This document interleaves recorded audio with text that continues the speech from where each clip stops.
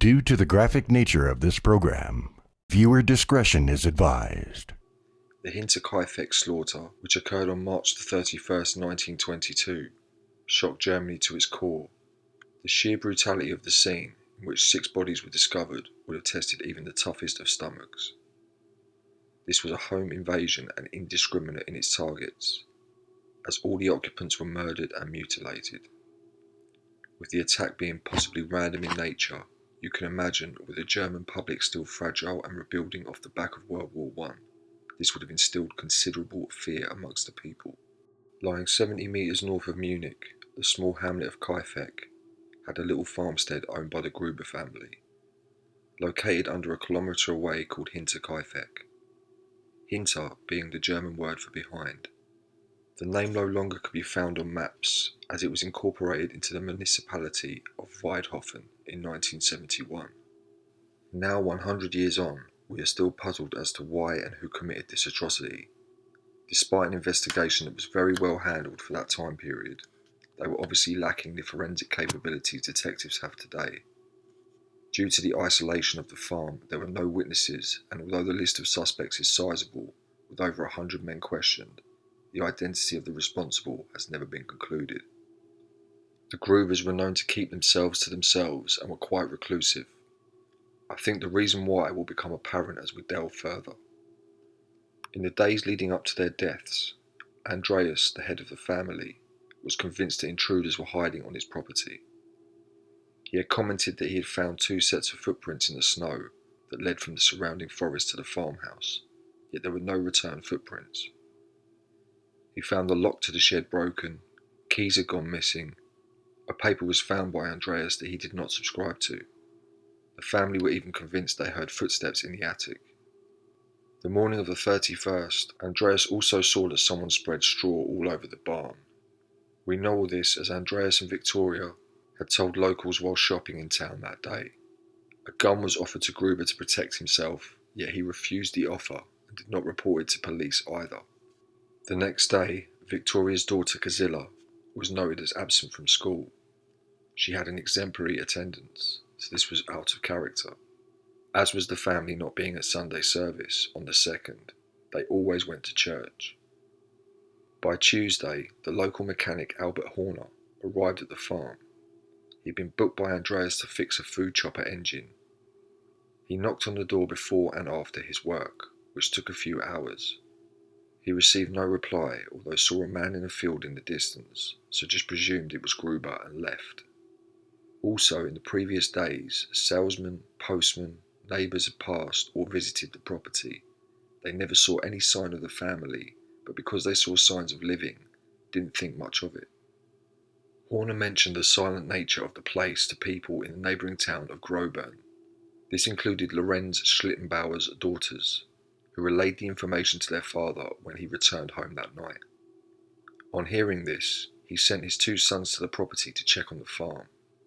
They came back without locating any of the family members either, so Lorenz went back to get fellow locals Michael and Jacob, and hearsay suggests made a strange statement that he believed Andreas had killed himself.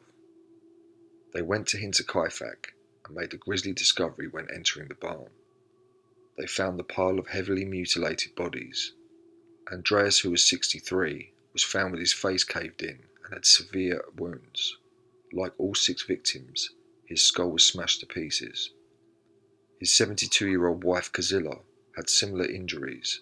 Their 35-year-old daughter Victoria also the same style injuries, although there were also star-shaped cuts. It is believed this is from the nut and bolt protruding from the underside of the murder weapon, believed to be a mattock axe.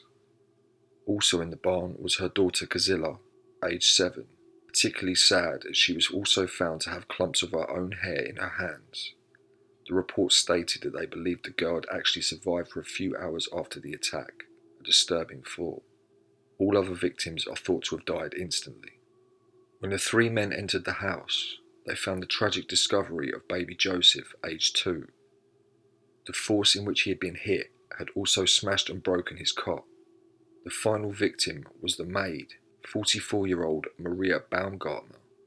It was her first day on the job. She hadn't even unpacked, and her sister, who dropped her off, was probably the last friendly person to see them all alive.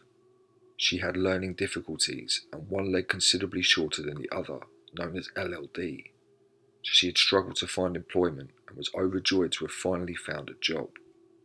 She was discovered in her chambers. She had also received horrific trauma to her face. Something I noticed with all the injuries is that all the damage is much heavier to the right side of the face.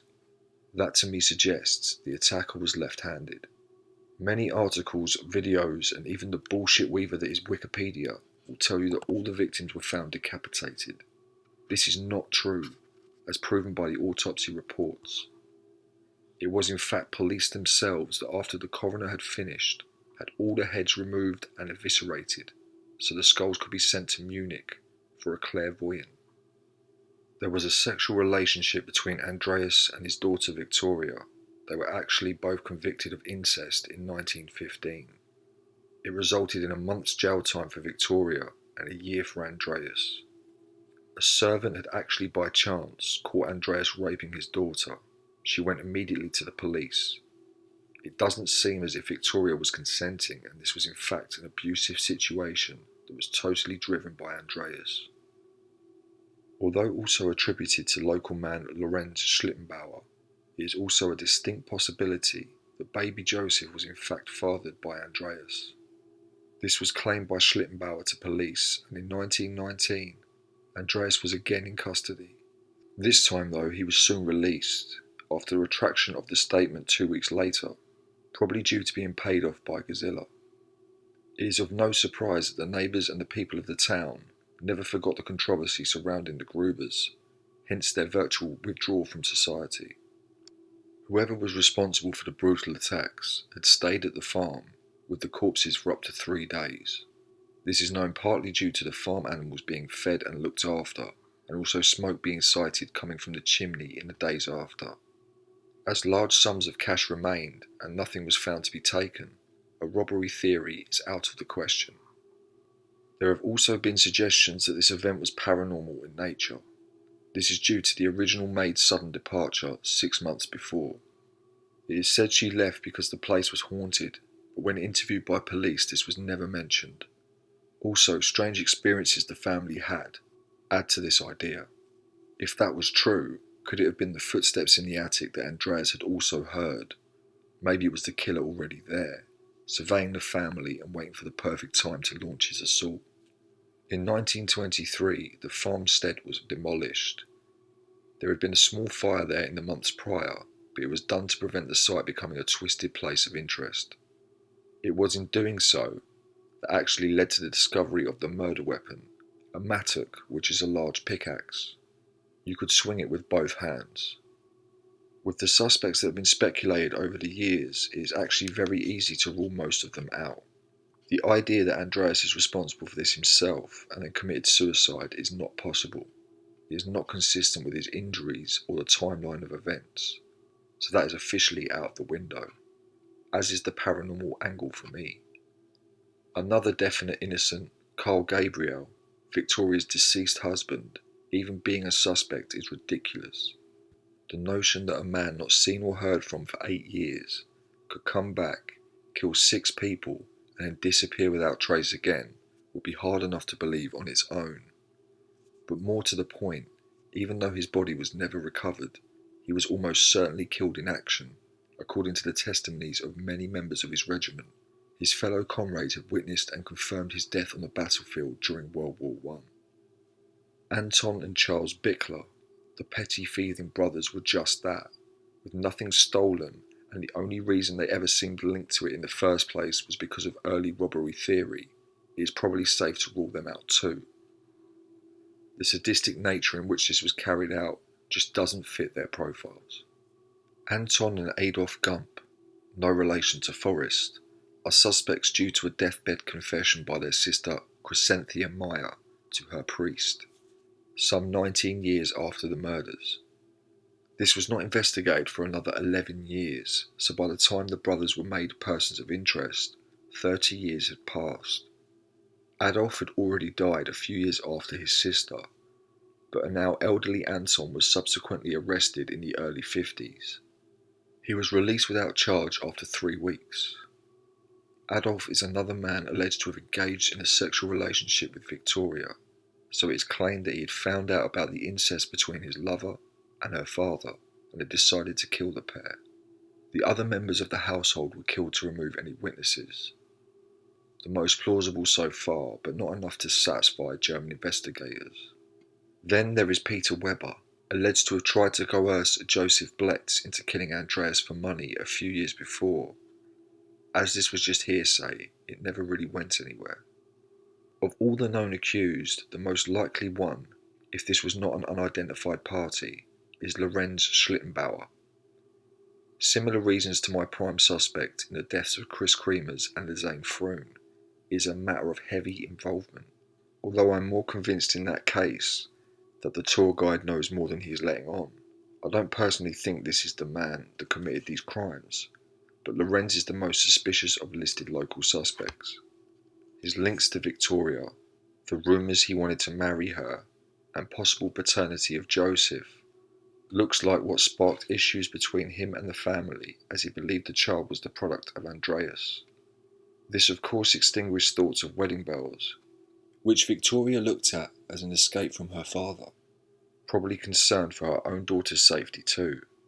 Once Joseph was born, the family attempted to get Lorenz to acknowledge parental responsibility. They tried to claim child support from him, but he flatly refused to hand over any money. What also puts him as a prime suspect is being the one to find the bodies and his behaviour during that event, witnessed by the men he took with him. You could say that this was a deliberate play by Lorenz. He also seems to be the unnamed suspect that a group of student investigators point to in a 2007 review of the case.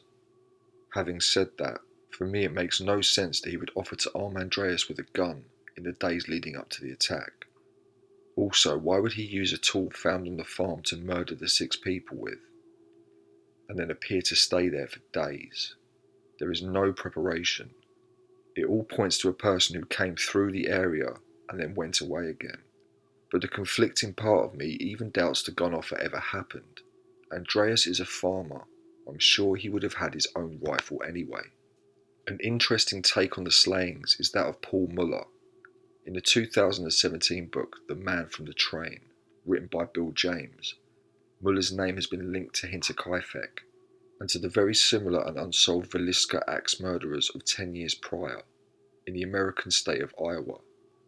That deserves a look at in its own video, but it is very similar to this one, so maybe we'll look at it in more depth in the future. In the book, they link him to 39 family murders, totaling 153 victims. In conclusion, although the Muller link is interesting, it lacks much evidence, and perhaps some of Schlittenbauer's behaviour is strange, I still think the real culprit remains unknown. I keep coming back to the fact they stayed for days in the farm after the killings. Why would someone local to the area do this, as they would be obviously missing for a long period of time that people would have noticed? You could of course argue that a local person could have been popping in and out of there.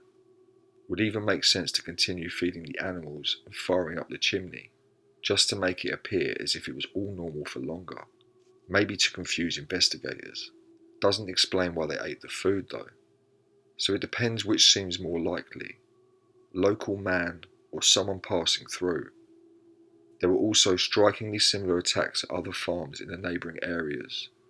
Some before, some even days after, which further reinforces that they were not local to the immediate vicinity of Hinterkaifeck. As always, let me know what you think down below, and thanks for watching.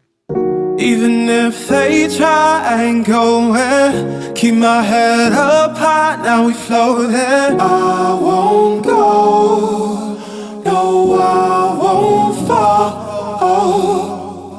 Right until I die, it's the only thing I know. I ain't going. Heart so cold.